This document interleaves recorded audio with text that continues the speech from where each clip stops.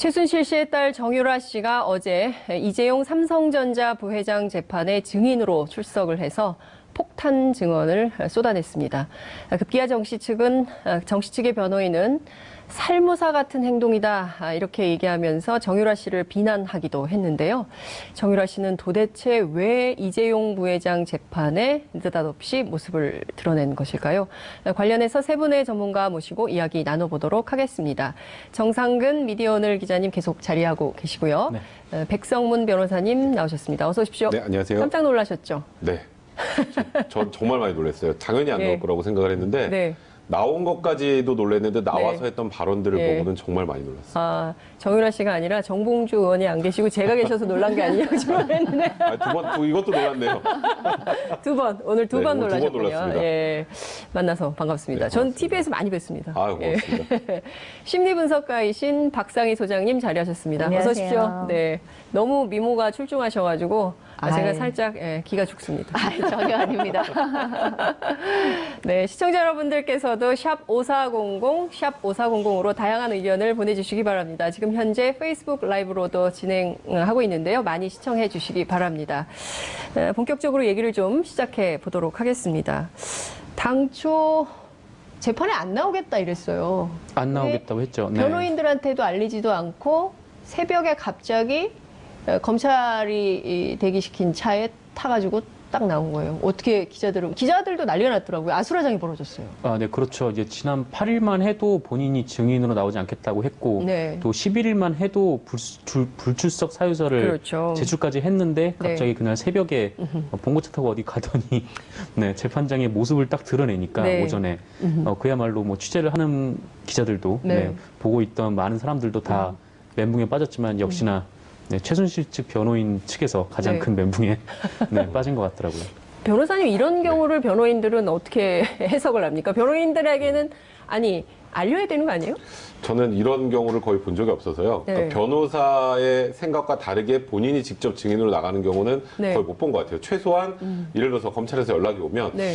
우리 불출석 사유서 냈는데 네. 검찰에서 또 나오라고 하는데 이거 어떻게 해야 될까요? 라고 문의라도 하죠. 네. 아니면 그 문의를 받고 우리가 불출석 사유서 냈지만 네. 그래도 내 입장도 있으니까 저 나가서 증언하고 싶어요 라고 이 정도는 알리는 게 정상인데 네. 지금 이경재 변호사도 굉장히 센 소리 많이 냈죠. 뭐 네. 특검에서 이거 회유하고 압박가해서 아이를 뭐 사실상 납치해서 한 거다.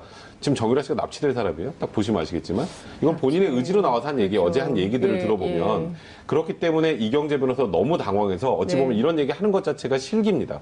실수예요. 예. 그러니까 특검에서 놀란 압박을 것 가했다는 같아요. 증거 전혀 예. 없는데도 불구하고 정유라 씨가 나가서 생각지도 못한 얘기를 쏟아내는데 이 얘기들은 삼성한테만 불리한 게 아니라 최순실에게도 엄청나게 불리한 얘기예요. 엄마한테 그러니까 이경재 변호사는 가만 생각해보면 아시겠지만 네. 최순실의 변호사고 정유라도 변호를 하는 그렇죠. 거예요. 근데 지금 둘을 같이 변호하는데 네. 상반된 입장을 얘기를 하면 다음 재판에 당장 지금 정유라의 증언을 탄핵해야 될 입장이 됩니다. 그러니까 지금 난감한 상황이 될 수밖에 없는 거죠. 그래서 둘 중에 하나는 지금 그 정유라 사임계를 써야 되겠다 이런 얘기가 나오는 그렇죠. 거군요. 예. 그렇습니다. 그 심리적으로요. 네. 박상희 선생님, 이거 어떻게 봐야 됩니까? 도대체 그 밤사이에 무슨 심경의 변화가 있었다고 봐야 됩니까? 네, 그러니까 이 정유라 심리만큼 이번 국정농단의 대상인 모든 사람의 심리를 제가 연구해봤지만 네. 정유라의 이번 행동의 심리만큼 어려운 게 없는데요. 네. 도저히 그 엄마에게 비수를 꽂은 거기 때문에 정유라에 대한 최순실의 마음은 온 국민이 다 알고 있잖아요. 네. 아주 유별나지 않습니까? 그러니까요. 그런 그런데 엄마가 없어요. 그렇죠. 네. 사실은 이 모든 국정농단이 다 정유라 하나를 위해서 시작된 거라고 봐도 과언이 아닐 정도의 행동을 예, 해왔는데 예. 그 딸은 지금 엄마에게 이 정말 결정적인 순간에 비수를 꼽았다는 얘기예요. 네. 근데 그의 이제 그녀의 심리는 무엇일까? 예. 저도 이제 굉장히 좀 연구 중인데 다른 이유 가지고는 잘 설명이 안 되고 정유라가 내가 지금 내 눈앞에서 밤새 자고 있는 이 쌕쌕거리는 이 갓난 아이, 이 아이랑 내가 다시 헤어질 수 있다라는 거에 거의 굉장히 트라우마 정도의 충격, 공포심을 갖고 있는 건 아닐까 하는 생각을 좀 개인적으로 해봤어요. 그러니까 이게 밤이고 엄마들이 아이 자는 모습을 볼 때 가장 만감이 교차하잖아요. 그렇죠. 이 아이를 내가 보호해야 돼. 헤어지면 네, 안 돼. 네. 근데 한번 지금 헤어졌다 만난 아이입니다. 그렇죠. 그렇기 때문에 이 아이랑 헤어지지 않기 위해서 나는 무엇이든지 할 수 있어. 이런 생각에 사로잡혀서 어떻게 보면 합리적인 생각은 아닐 수도 있어요. 물론 이제 국민 입장에서는 아주 잘했다라고 얘기해야 되지만 네. 객관적으로 정유라의 가족의 입장이나 변호사 입장에서 보면 네. 대단한 형을 받을 것 같지 않은 정유라가 이렇게 엄마한테 불리한 얘기를 하다니. 그렇지만 정유라는 합리적인 판단을 하지 못하고 지금 내 아이를 지켜야 돼. 나는 어떻게든지 시련을 면해야 돼. 라는 판단을 한 건 아닐까라고 조심스럽게 생각해 보겠습니다. 그러니까 이게 어떻게 보면은 그 아침 드라마의 막장 아침 드라마. 드라마에도 쉽지 않아요. 이 정도 되면. 이 정도면 아침 드라마 안 이런 돼요? 거 쓰면 통과가 안 됩니다. 이 정도 되면. 거의 막장 드라마를 보는 것 같기도 하고요. 어떤 측면에서 보자면 당장 우리 엄마가 나를 위해서 이렇게 엄청난 국정농단을 했지만 지금 당장 내게 제일 소중한 것은 이 아들. 얘를 지켜야 된다. 이런 생각을 했다는 거죠. 그러니까 저는 다른 이유는 잘 생각이 나지 않아요. 그러니까 만약에 지금 변호인 쪽에서는 특검이 회유와 압박을 했다라고 네. 얘기를 하고 있는데 만약에 그 회유와 압박이 있었는지 없었는지도 모르지만 네. 만약에 회유와 압박이 있었다고 해도 그 내용은 3차 구속영장 신청돼서 당신이 구속되면 그 아이는 어떻게 하냐 장시호를 봐라. 네. 뭐 이런 식의 어떤 그 시나리오밖에 전 생각이 나지 않거든요. 그러니까 이 아이를 지켜야 한다는 것 그리고 근본적으로 정유라는 최순실의 딸이기 때문에 최순실을 물론 좋아하고 사랑하겠죠. 네. 그렇지만 최순실에 대한 존경감 있잖아요. 이런 순간에 최순실의 말을 믿고 최순실을 지켜야겠다는 생각은 무의식적으로는 없었을 수도 있겠다는 생각도 해봤어요. 그러니까 최순실은 항상 옳지 못한 일을 하고 있다. 나의 엄마지만 뭔가 좀 불의하다. 엄마가 잘못했지 뭐. 이런 생각이 내면에는 깔려 있다가 네. 이렇게 선택의 순간이 되니까 내가 엄마의 비리를 폭로하는 편이 나도 지키고 어떻게 보면 그건 거짓은 아니니까 뭐 이런 식으로 절충된 느낌도 있거든요. 그 외의 것들은 지금 저로서는 잘 생각이 되지 않습니다. 야, 그 엄마 최순실은 지금 어떤 상황?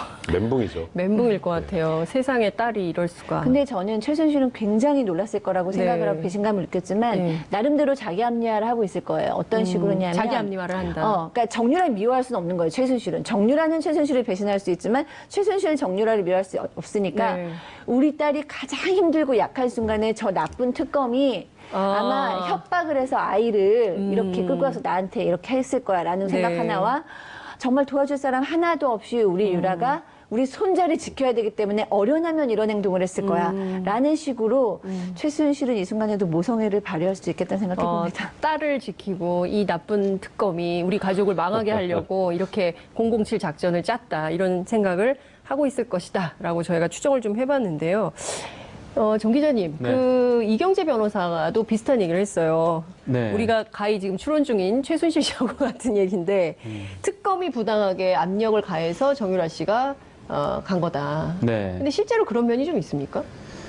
뭐 글쎄요, 뭐 부당한 압력이 네. 있었느냐, 그거는 이제 뭐 정유라 씨 얘기에서 좀 봐야 될 것 같은데, 정유라 씨가 특검 그 재판에 출석을 하면서 이제 사람들이 물어보지 않았습니까? 네. 그래서 주변에 만류는 있었지만 여기에 나온 거는 본인의 판단이었다라고 얘기를 한 거 보면은 오히려 저는 그 주변의 만류에 더 관심이 더 가더라고요. 네. 그래서 대체 어떤 사람이 재판의 증인으로 채택이 된 사람한테 네. 나가지 말라고 만류를 했을까? 만약에 변호사분들이 그렇게 얘기를 했으면은 요거는 좀 부당한 거 아닌가라는 생각이 좀 들기도 하더라고요. 그래요? 네. 그 백 변호사님 예컨대요. 그러니까 이런 얘기가 좀 나와요. 일종의 그러니까 정유라 씨가 3차 영장 그 청구를 앞두고 뭔가 검찰 특검하고 플리바게닝 같은 거를 해서 자신의 죄를 좀 경감하면서 실형을 면하면서 뭐 이런 차원에서 뭔가 딜 같은 게 있었던 거 아니냐.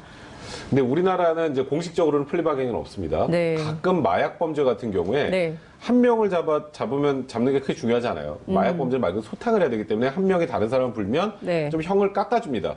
근데 그게 이제 마약만 사실상 그렇습니까? 통상적으로 마약 정도만 그래요. 예. 사실상 마약 정도에만 플리바게닝 유사하게 네. 좀 형을 깎아주는 정도, 그러니까 구형량을 좀 낮춰주는 거죠. 네네. 근데 나머지 범죄는 없어요. 그러니까 지금 근데 저는 정유라 씨가 아까 조금 전에 박상희 소장이 말했던 것처럼 모성애만 가지고 이런 행동을 했을까는 아니라고 생각을 하고요. 철저하게 전 자기 이익을 따라서 움직였다고 생각을 해요. 네.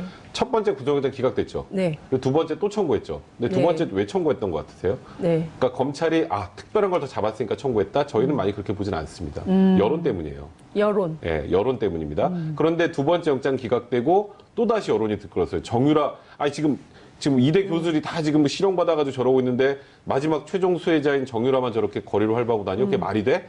라고 생각하는 여론이 많은 거에 대해서 검찰이 또 부담감을 느껴요. 그러면 또 기각될 걸 알면서도 영장을 또 청구할 가능성도 배제할 수 없었습니다. 그런데 영장을 또 청구하면 영장이 나올 확률은 아무리 이제 또 청구해도 기각될 거라고 하지만 불안하잖아요. 네. 정유라 입장에서 보면 영장실질심사에 가서 네. 영장이 나올 때까지 기다리는 그 순간 자체가 굉장히 힘들어요. 네. 또 만약 영장이 그렇겠죠. 발부되면 예. 그럼 자기가 이제 구속된 상태에서 수사를 받고 또 재판을 받으면 실형이 나올 수 있어요. 그렇죠. 그런데 이렇게 적극적으로 협조를 하면 특검이 그러니까 굳이 그런 얘기를 하지 않아도 영장 재청구하겠어요? 3차 청구 안 합니다. 그건 제가 장담할 수 있어요. 영장 청구 안 해요. 백성훈 변호사님 도장 찍으셨습니다, 지금. 네, 여기 어제 인증되겠죠? 인증샷. 일단 세 번째 영장 청구가 사실상 없을 겁니다. 여기 보시면. 아. 그리고 정유라가 어제 했던 증언들을 가만 보면 네. 최순실의 가슴에는 비수를 꽂았지만 정유라 본인은 다 피해갔어요. 야. 얘기를 들어보면. 정유란 그냥 엄마가 삼성 사람들 만나가지고 말 세탁하기 전날도 그거 다 녹음 파일도 있어요. 네. 얘기를 하잖아요. 그럼 나는 그냥 하라니까 그냥 한 거예요. 그럼 여기 어느 정도의 범죄 그 혐의의 중대성이 인정되겠어요. 정유라 씨 범죄 혐의 중대성 인정 안 됩니다. 그러면 정유라 씨는 실형 선고도 안 나와요. 이제 보시면 아시겠지만 네. 그렇기 때문에 이거는 정유라 씨가 여러 가지를 계산을 해보고 네. 내가 여기서 괜히 증언도 거부하고 수사에도 비협조하고 그럼 여론도 안 좋아지니까 미국 탈박해서 또 영장 청구하고 나중에 혹여라도 실형 선고라도 나오면 그럼 이제 거기 그 다음 단계 모성애랑 연결될 수 있습니다. 아이도 못 볼 수 있고 본인이 굉장히 공공해지잖아요. 이제 그런 걸 고려해서 어제 결심을 한 것 같아요. 그래서 지금까지 관련된 진술 다 번복해서 네. 본인이 하고 싶었던 걸 다 한 게 아닌가 생각이 듭니다. 그러니까 결과적으로 보면 정유라 씨가 굉장히 전략적으로 네. 본인에게 유리한 진술을 하고 그것이 이제 사실에도 부합하는 네. 것이므로 그런 길을 선택했다. 이제 이렇게 보는 건데 그러면 그 특검 도움이 있지 않습니까? 장시호 사촌 언니 장시호하고 손을 잡은 걸까요? 저는 그 사이에 밤에 어떤 일이 일어났는지 이렇게 막 드라마를 써보는 거죠. 혹시 드라마. 예. 네, 아, 지금 장시호랑 막, 통화를 했나? 시청률 올라갑니다. 네. 드라마. 막장 드라마 장시호랑 통화를 했나? 특검 관계자랑 통화를 했나? 뭐 여러 가지 생각을 예. 해보는 거예요. 근데 네. 지금 변호인은 뭐라고 얘기했냐면 장시호보다 더하다. 살모사 같다라는 표현까지 했다는 거죠. 왜냐하면 그렇죠. 장시호는 네. 이모를 배신한 건데 정유라는 엄마한 거죠. 그렇기 때문에 사실은 그 쇼크는 더합니다. 그러니까 저도 이 박변 선생님 말씀에 기본적으로 동의를 해요. 그러니까 네. 아무 생각 없이 그냥 가가지고 막 감성적으로 한 건 아니죠. 굉장히 우리가 생각했던 그 럭비공 같은 정유라는 사실상 굉장히 전략적이고 어쩔 때는 야 피는 못 속인다. 유전자의 힘이 그 할아버지부터 엄마를 이어서 정유라한테 예, 갔구나. 예. 좋게 표현하면 정무감각까지도 있고 나쁘게 표현하면 굉장히 계산적이고 전략적인 인물인데 내가 실형을 조금이라도 살고 싶지 않으니까 엄마가 평생 살지도 모르지만 엄마한테 빚을 꽂겠다 결정을 한 거잖아요. 그런데 이제 저는 아무리 그래도 어떻게 그렇게까지 할 수 있냐라고 그래도 생각을 엄마인데요. 예. 아무리 정말 상식적으로 이해가 되지 그러니까요. 않죠. 그래서 나름대로 그래도 정유라는 아이랑 헤어질 수 없었겠지라고 이제 저는 생각을 하고 있는 건데 글쎄요 정유라가 장시호하고 연락을 한 건지 장시호의 사례를 보면서 나도 저렇게 특검을 도와서 살아나야겠다라고 판단한 건지는 모르지만 정말로 상상 이상 그 이상의 행동을 한 것 같습니다. 일각에서는 이모랑 먼저 통화한 거 아닌가.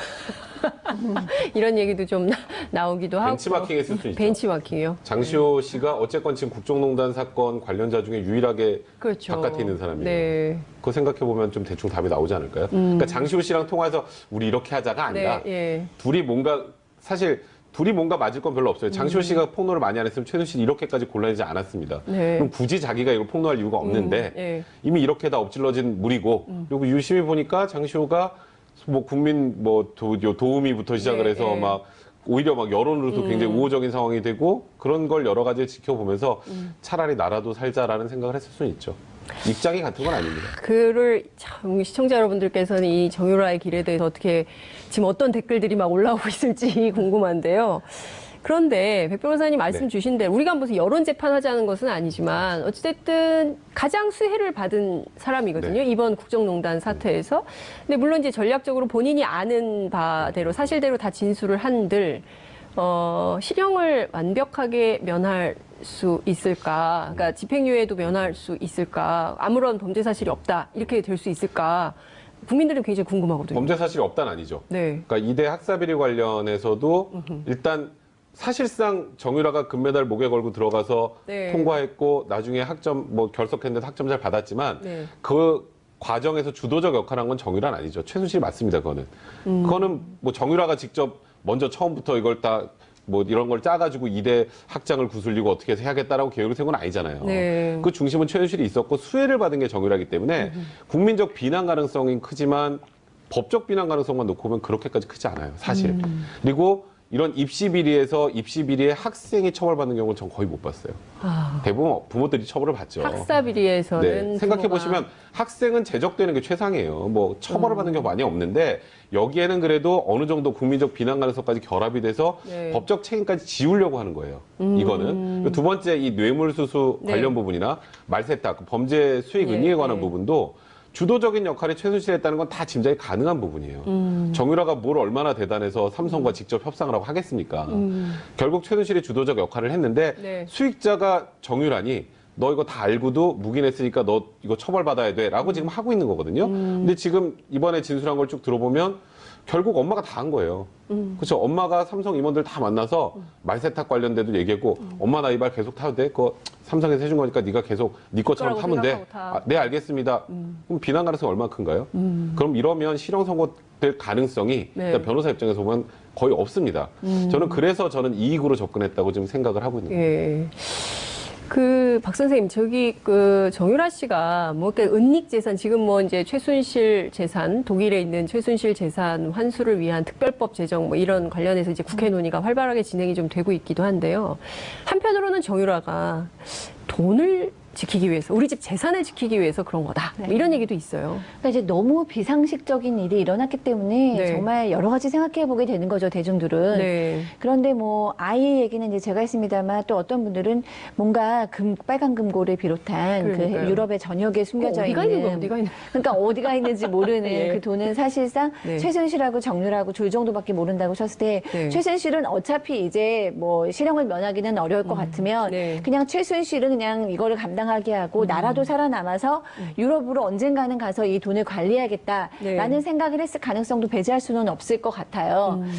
근데 이제 그럼에도 불구하고 또 납득은 안 되죠. 도대체 얼마나 어디에 있길래 이렇게까지 엄마를 평생 감옥에서 썩게 하면서까지 그 돈이 지키고 싶을까? 그리고 만약에 어차피 지금 변호사님 얘기하셨듯이 굉장히 실형을 오래 받지 않을 정유라가 네. 그 돈을 지키는 걸 꼭 지금 했어야 됐을까?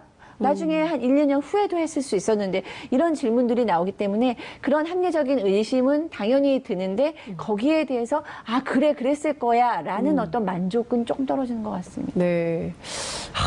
굉장히 궁금해요. 그 심리가 어떤 건지 직접 미스테리합니다, 미스테리예요. 만나서 정말 인터뷰를 한 4시간 정도 해보고 싶은데 어제 재판에서 네. 정유라 씨가 4시간을 얘기를 했어요. 네. 핵심 쟁점이 어떤 거예요?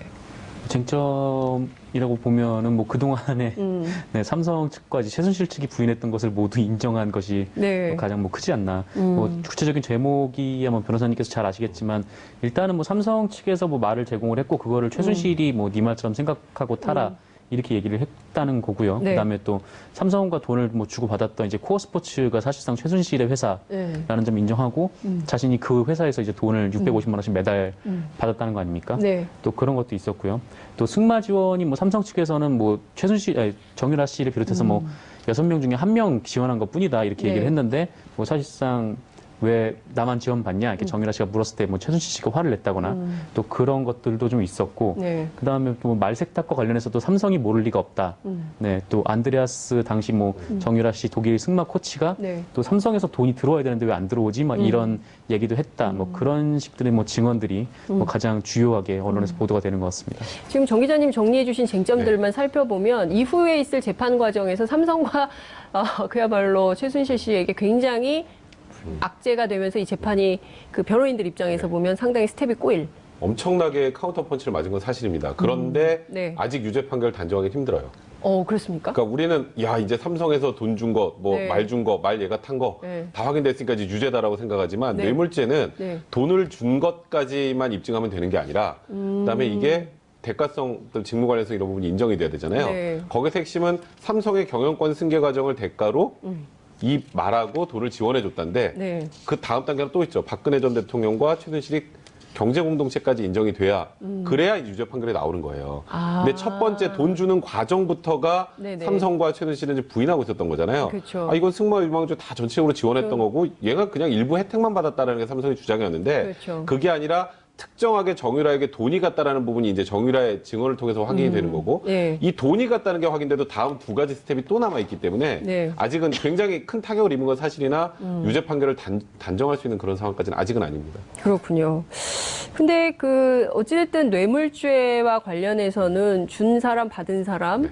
다 처벌을 받게 되는 건데요. 그렇다면 정유라의 경우에도 뇌물을 수수한 혐의가 인정된다고 볼 수 있지 않을까요? 뇌물수수의 공범까지 가는 게 이제 정유라 네. 입장에서 최악인데요. 최악. 예. 실제로 돈을 받은 게 최순실이고 그거를 사용한 게 정유라라면 예. 돈을 받은 사람은 그냥 정유라가 아닌 최순실을 보게 됩니다. 근데 그 부분은 문제가 아닌데 네. 이제 그 이후에 말세탁하는 과정에서 정유라가 적극적으로 개입을 했다면 그렇죠. 이제 범죄 수익금 은닉하고 하는 부분에 대해서 공범으로 볼 여지가 있었으나 네. 어제 정유라의 진술 여기에 굉장히 중요한 부분이 나와요.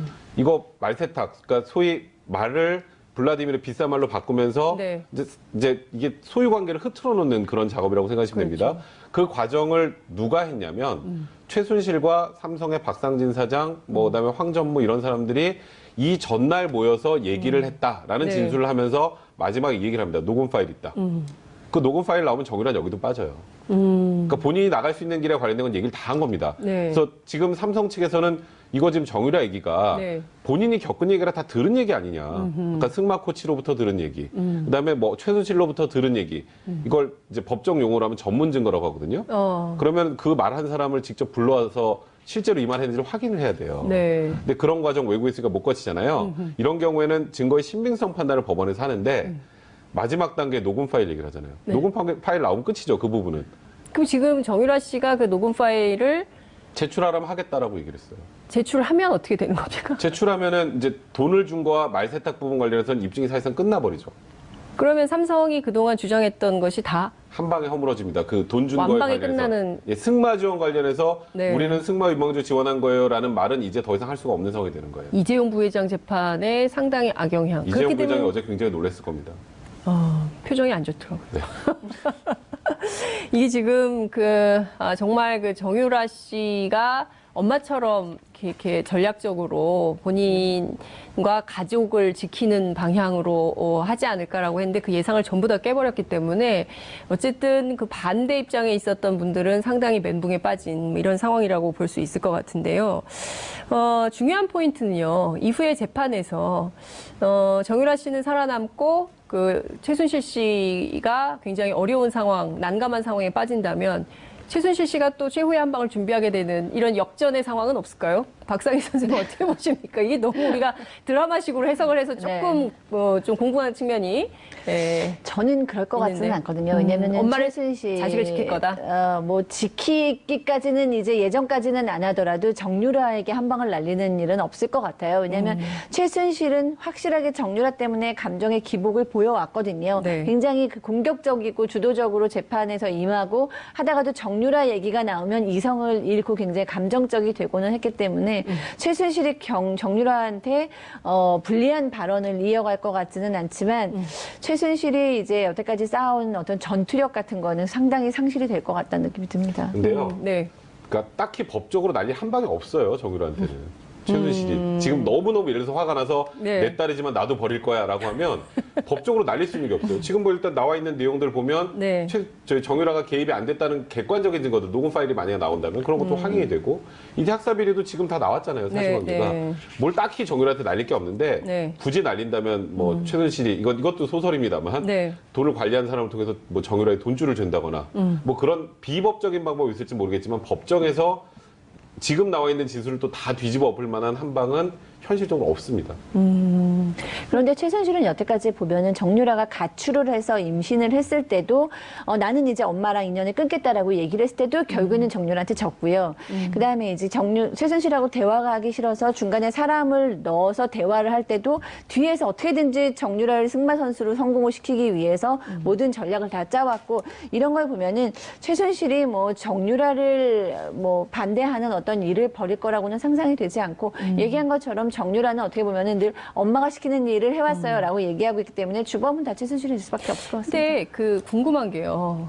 녹음을 했다는 거잖아요. 네. 그때 녹음은 어떤 상황에 대비해서 정유라 씨가 녹음을 했던 것일까요? 그러니까 그때 뭐 녹음을 하는 심리 상태는 뭐라고 봐야 저는 될까요? 정유라라는 인물에 대해서 깜짝깜짝 놀라요. 맨 처음에 공항에 들어왔을 때 정유라가 얘기를 할 때는 기대가 있었어요. 아, 럭비공 같았다니까 뭔가 실수로 얘기를 할 거야. 실수가 나오면 뭔가 한 방에 나올 그런 거야. 얘기가 그러는데 언론사 기자들도 많이 많았죠. 예측했죠. 근데 네. 실수 없었죠. 중간에 입 다물었습니다. 네. 뭔가 약간 그 20대 풋풋한 아무것도 몰라요라는 젊은이 코스프레 했잖아요. 모자 쓰고 맨날 티셔츠 입고 엄마가 시켰어요. 저는 모릅니다.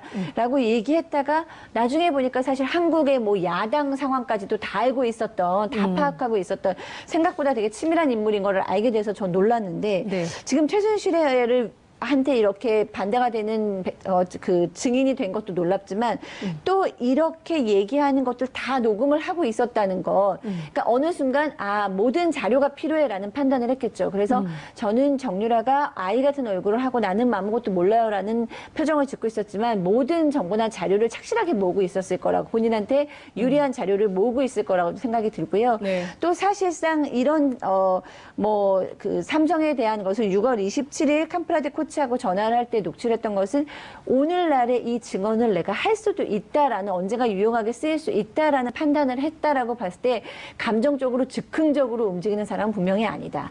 정유라는 굉장히 치밀하고 계산적이게 네. 전략적으로 본인을 방어하고 있다는 생각이 좀 듭니다. 그러니까 나중에 혹여라도 이건 저는 최순실 씨 때문에 녹음했을 것 같지는 않고요. 네. 삼성으로부터 버림받을 수 있으니까. 아. 네, 이거는 굉장히 중요한 자료죠. 삼성이 이 녹음 파일이 있으면 그렇죠. 나중에 함부로 할 수 있겠어요?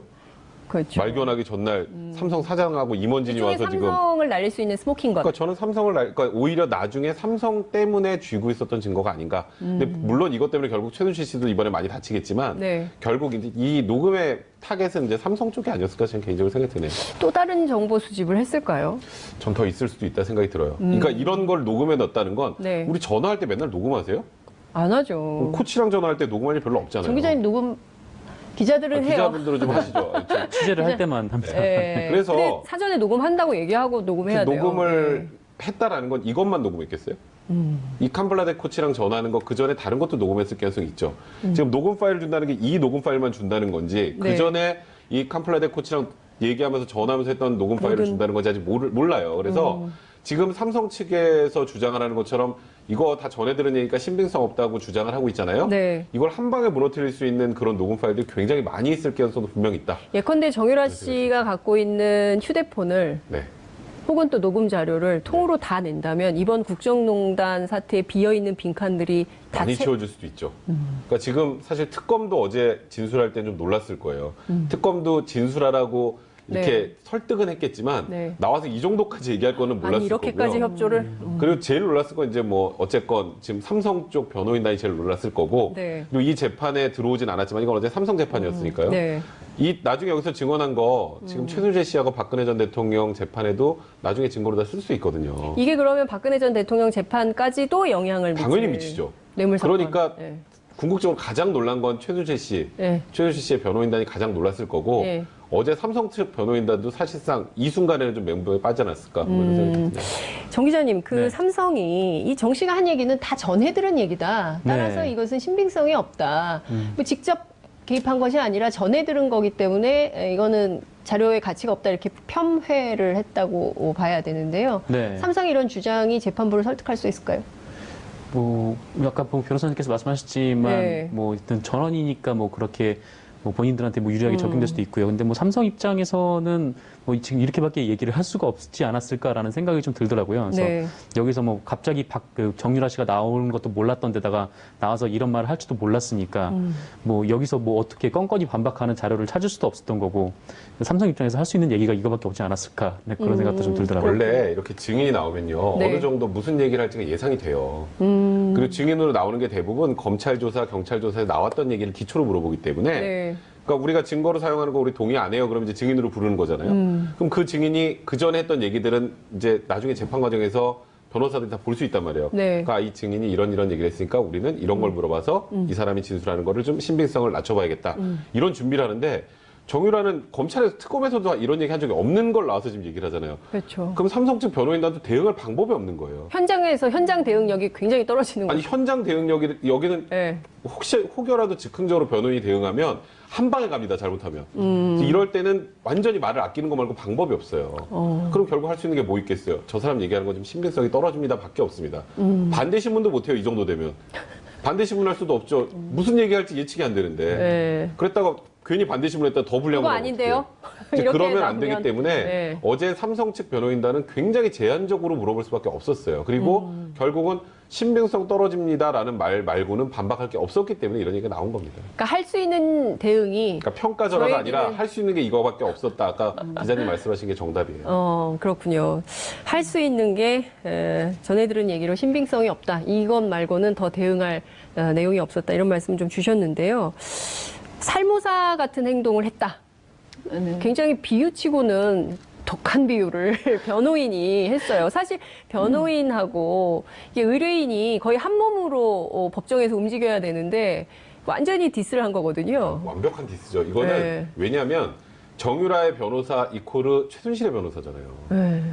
그러니까 이거는 지금 최순실 재판도 다 어그러지게 생겼단 말이에요. 지금 정유라가 삼성 재판에서 얘기를 했지만 네. 제가 말씀드렸던 것처럼 이거는 어차피 여기 박근혜 전 대통령과 최순실 재판에 사용될 수밖에 없는 증거예요.